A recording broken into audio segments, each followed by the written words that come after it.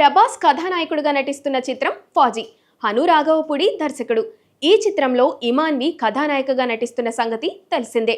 కశ్మీర్లో ఉగ్రవాదుల దాడి తర్వాత ఓ వార్త ఎక్కువగా హల్చల్ చేస్తుంది. ఇమాన్వి పాకిస్తాన్కి చెందిన అమ్మాయని, ఆమె కుటుంబ సభ్యుల్లో ఒకరు పాకిస్తాన్ ఆర్మీలో పనిచేస్తున్నారన్నది ఆ వార్తల సారాంశం.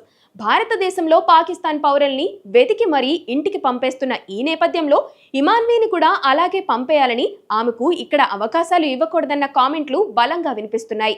ఈ నేపథ్యంలో ఇమాన్వి క్లారిటీ ఇచ్చింది.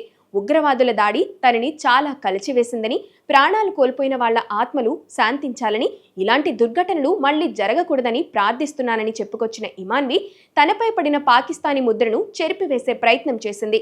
నా కుటుంబ నేపథ్యం గురించి సోషల్ మీడియాలో తప్పుడు ప్రచారం జరుగుతుంది. నా కుటుంబంలో ఎవరూ పాకిస్తాన్ ఆర్మీలో పనిచేయడం లేదు. నేను లాస్ ఏంజల్స్లో పుట్టాను. నా తల్లిదండ్రులు చట్టబద్ధంగా యుఎస్కు వలస వచ్చారు.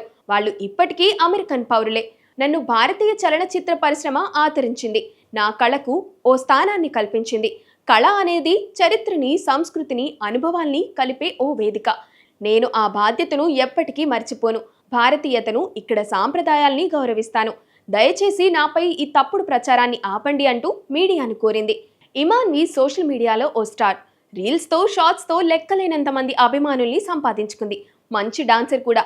అలానే ఫౌజీలో అవకాశం అందుకుంది. పాకిస్తాన్తో కానీ, అక్కడ ఆర్మీతో కానీ తనకు ఎలాంటి సంబంధం లేదు. అయినా మరి ఎందుకు ఈ వదంతులు పుట్టుకొచ్చాయో? మొత్తానికి తనపై పడిన అపవాదును వీలైనంత త్వరగా తుడిచివేసేందుకు తగిన ప్రయత్నమే చేసింది ఇమాన్వి.